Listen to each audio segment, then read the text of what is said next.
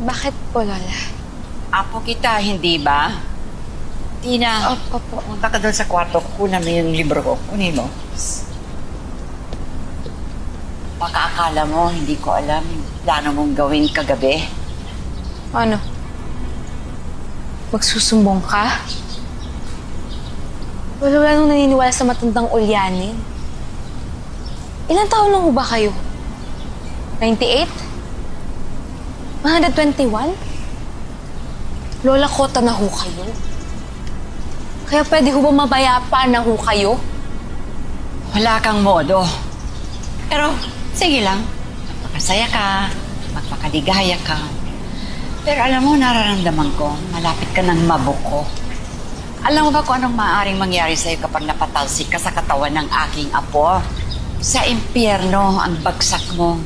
Kasama mo yung mga katulad mong mga demonyita.